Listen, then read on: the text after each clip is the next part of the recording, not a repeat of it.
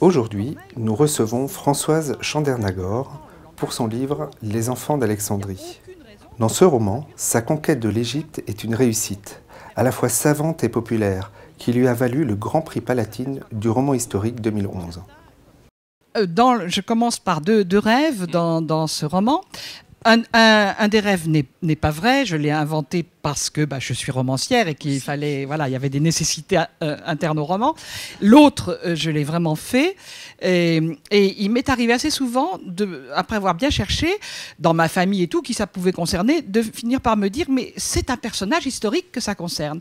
J'ai fait des rêves comme ça avec Madame de Maintenon, avant d'écrire L'Allée du Roi. J'en ai fait sur l'Antiquité, j'ai rêvé une fois, assez précisément, j'ai fini par identifier l'empereur Septime Sévère, vous voyez, j'ai pas écrit sur lui encore.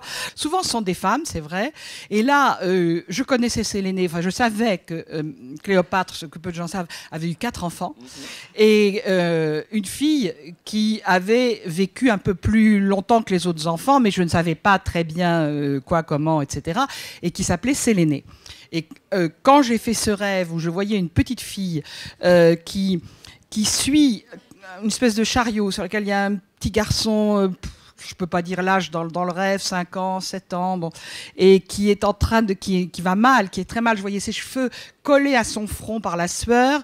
Je voyais qu'il était tout pâle. Je sentais il faisait très chaud. Il avait soif. Il mourait peut-être d'insolation ou de soif, je ne sais pas. Et la petite fille derrière.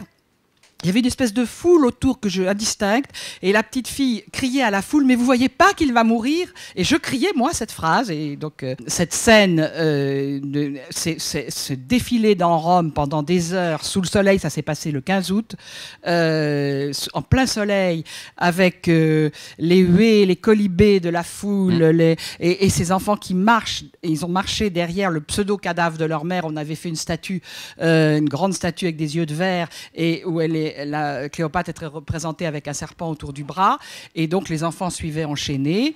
Et d'un seul coup, je me suis dit, c'est Sélénée avec son petit frère, et son petit frère est en train de mourir, et personne ne s'en occupe. Les enfants de princes, je pense notamment, par exemple, à Néron, tous étaient très attachés à leur nounou, et longtemps.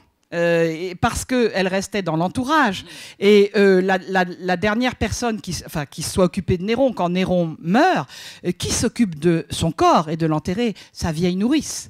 Et je repense aussi à Louis XIV. On ne sait pas toujours que Louis XIV, tant que sa nourrice a vécu, c'était la dernière personne à rentrer dans sa chambre le soir après le grand coucher, et elle allait lui faire la bise dans son lit.